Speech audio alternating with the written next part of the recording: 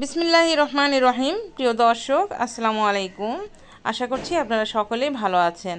কাছে বা দূরে, দেশ বা দেশের বাইরে থেকে যারা রহিমা রান্নাঘরের সঙ্গে আছেন, আপনাদের সকলকে জানাচ্ছি অনেক অনেক শুভেচ্ছা। আজকে আপনাদের রান্না করে দেখাবো লাল কক মুরগি। এখন তো পটলের সিজন, অনেক পটল পাওয়া যাচ্ছে, তাই তো আজকে রান্না করেছি মুরগি দিয়ে পটল।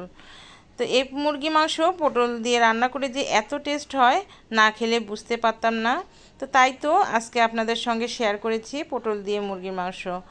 আজকে মুরগির মাংসে আমি কোনো রকম টমেটো সস বা টমেটো ব্যবহার করিনি। তো কিভাবে টমেটো ছাড়াই মুরগির মাংসে এইরকম কালার নিয়ে এসেছি, সেটা আজকে আপনাদের সঙ্গে শেয়ার করব। তো ভিডিওটি না টেনে পুরোটাই দেখবেন, আশা করছি আপনাদের কাছে অনেক অনেক ভালো লাগবে এবং উপকৃত হবেন। তো ভিডিও দেখার আগে একটা লাইক দিয়ে ভিডিও কন্টিনিউ করবেন, অনুরোধ রইল। তো আজকে মুরগি মাংস রান্না করার জন্য একটা মুরগি ভালোভাবে কেটে নিয়েছি পিস পিস করে। এরপরে মুরগি মাংসটা ভালোভাবে ধুয়ে পানি ঝরিয়ে নিয়েছি। এখন আমি মুরগি মাংসটা এক সাইডে রেখে দিচ্ছি। মুরগি মাংস যেহেতু পটল দিয়ে রান্না করব, এই জন্য আমি ছোট বড় সাইজের 5টি পটল নিয়েছি। প্রথমে পটলগুলোর উপরে পাতলা যে আবরণ একটা খোসা থাকে, সেটা ছিলে নিচ্ছি। তবে পটলটা মোটা করে ছিলে নেওয়া যাবে না, জাস্ট শুধু উপরে পাতলা আবরণটা ছিলে ফেলতে হবে। এই তো দেখুন, আমি পটলগুলো সবগুলো ছিলে নিয়েছি আর পটলের মাঝামাঝি এভাবে কেটে নিয়েছি। এভাবে কেটে মুরগি মাংসতে রান্না করলে এত যে দেখতেও সুন্দর হয় আর খেতেও অনেকটা ভালো লাগে। তো এই তো পটলগুলো আমি সবগুলো ছিলে কেটে নিয়েছি। এখন আমি পটলগুলো ধুয়ে এক সাইডে রেখে দিব। এবার মুরগি মাংস রান্না করার জন্য চুলায় একটি প্যান বসিয়েছি। প্যানটা গরম হয়ে গেলে এখানে দিয়ে দিচ্ছি পরিমাণ মতো তেল। তেল গরম হয়ে গেলে এখানে দিয়ে দিচ্ছি 1 কাপ পরিমাণে পেঁয়াজ কুচি। এরপরে দিচ্ছি এখানে একটা বড় আস্ত রসুন কুচি, আর দিচ্ছি 2টি তেজপাতা, 2টি দারচিনি, 2টি বড় কালো এলাচ। এরপরে পেঁয়াজের সঙ্গে এগুলো ভেজে নিচ্ছি। মশলাগুলো যদি পেঁয়াজের সঙ্গে ভেজে নেওয়া যায় তাহলে খুব সুন্দর একটা স্মেল আসে। তো পেঁয়াজগুলো এইভাবে নাড়াচাড়া করে ভেজে নিচ্ছি। যখন পেঁয়াজগুলো লাল লাল কালার চলে আসবে, তখন আমি এখানে মশলাগুলো অ্যাড করে দিব। আপনাদের বলেছিলাম যে টমেটো ছাড়াই আমি কিভাবে এই মুরগি মাংস কালার নিয়ে এসেছি। প্রথমত মুরগি মাংস কালার আনতে এখানে পেঁয়াজটাকে কিন্তু অবশ্যই লাল লাল করে ভেজে নিতে হবে। পেঁয়াজটা যদি লাল লাল করে ভেজে নেওয়া হয় তাহলে মাংসর কালারটা অনেক সুন্দর আসে। এরপরে এখানে দিয়ে দিচ্ছি 1 চামচ রসুন পেস্ট আর দিয়ে দিচ্ছি 2 চামচ আদা পেস্ট। যেহেতু আমি একটা আস্ত বড় রসুন কুচি করে দিয়েছি, এই জন্য 1 চামচ রসুন পেস্ট দিয়েছি। এরপর আদা রসুন পেস্ট পেঁয়াজের সঙ্গে খুব ভালোভাবে ভেজে নিচ্ছি। যখন আদা রসুনের একটা কাঁচা গন্ধ চলে যাবে, খুব সুন্দর একটা ফ্লেভার বের হবে, তখন আমি দিয়ে দিচ্ছি এখানে স্বাদ মতো লবণ, 1.5 চামচ হলুদ গুঁড়ো, প্রায় 1 চামচ ধনিয়া গুঁড়ো, পুরোপুরি 1 চামচ জিরা গুঁড়ো, 1 চামচ গরম মশলা গুঁড়ো আর প্রায় 1.5 চামচ শুকনো মরিচের গুঁড়ো দিয়ে দিচ্ছি। ঝালটা আপনারা আপনাদের পছন্দ মতো দিয়ে দিবেন, যে যেমন ঝাল খেতে পছন্দ করেন। এরপরে মশলাগুলো পেঁয়াজের সঙ্গে ভালোভাবে নাড়াচাড়া করে মিশিয়ে নিচ্ছি। চুলা কিন্তু এই পর্যায়ে আমার লো হিটে রেখেছি, না হলে মশলাগুলো পুড়ে যাবে। আপনারা খেয়াল করেছেন আমি কিন্তু এখানে পানি দেইনি, পানি ছাড়া মশলাটা আমি কষিয়ে নিচ্ছি, কারণ পানি দিলে তরকারির কালারটা তেমন একটা ভালো আসবে না। আর এভাবে যদি আমি মাংসটা রান্না করে নেই তাহলে খুব সুন্দর একটা কালার চলে আসে। তো এই তো আমি পেঁয়াজের মধ্যে মাংসগুলো দিয়ে দিলাম।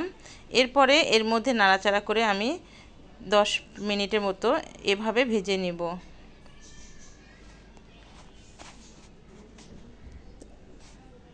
মাংস পেঁয়াজের সঙ্গে ভালোভাবে নাড়াচাড়া করে মিশিয়ে নিয়েছি। এবার চুলার লো হিটে রেখে ঢাকনা দিয়ে ঢেকে দিচ্ছি 5 মিনিটের জন্য। তবে 5 মিনিটের মধ্যে কিন্তু 2-1 বার আবারও নাড়া দিতে হবে।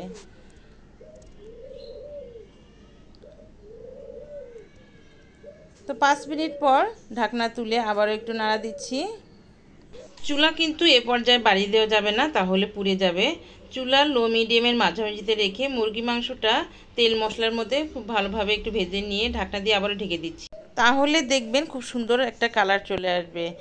এখানে কোনো টমেটো সস বা টমেটো পেস্ট দিতে হবে না, এমনিতে তরকারির কালারটা খুব সুন্দর আসবে।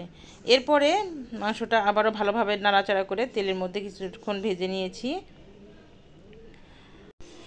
তারপরে দিয়ে দিলাম সামান্য একটু পানি। আমি কতটুকু পানি দিয়েছি আপনারা খেয়াল করেছেন, একবারে বেশি পানি দেওয়া যাবে না।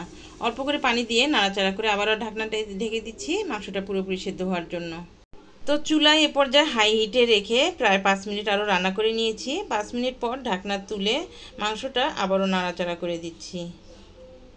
আর দেখুন এই পর্যায়ে মাংসর কালারটা কত সুন্দর এসেছে। মাংসটা যখন 90% সেদ্ধ হয়ে আসবে তখন পটলগুলো দিয়ে দিচ্ছি। পটলগুলো দিয়ে ভালোভাবে নাড়াচাড়া করে মিশিয়ে নিয়ে আবারও একটু পানি দিয়ে দিচ্ছি।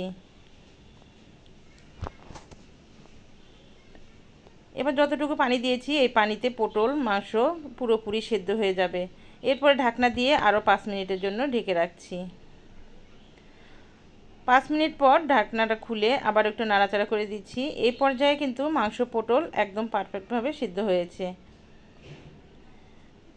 তো কলিজাটা আমি প্রথমে দেইনি, কলিজাটা এখন দিয়ে দিলাম। আমি যেহেতু পেঁয়াজের মধ্যে মাংসগুলো ভেজে নিয়েছি পানি ছাড়াই, তো ওই পর্যায়ে যদি কলিজা দেওয়া যায় তাহলে কলিজা গলে যায়, এই জন্য আমি কলিজা পরে দিয়ে দেই। এরপরে মাংসটা আবার নাড়াচাড়া করে এখানে দিয়ে দিচ্ছি ঝোলের পানি। যতটুকু ঝোল রাখবো ঠিক তার থেকে একটু বেশি পানি দিয়ে দিব, যেন পানিটা জাল হয়ে ঝোলটা পরিমাণ মতো ঠিক থাকে। তো দেখুন আমার রান্নাটা প্রায় শেষের দিকে, আর কত সুন্দর ভালো লাগছে দেখতে, কালারটা অনেক সুন্দর এসেছে, আর খেতেও কিন্তু মাশাআল্লাহ অনেক ভালো লেগেছিল আলহামদুলিল্লাহ।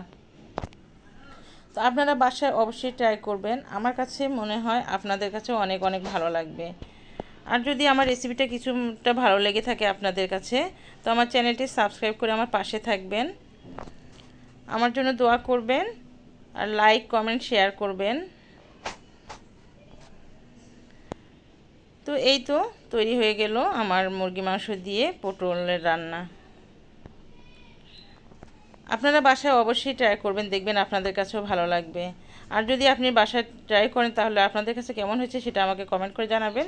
তো আজ এ পর্যন্তই, আল্লাহ হাফিজ।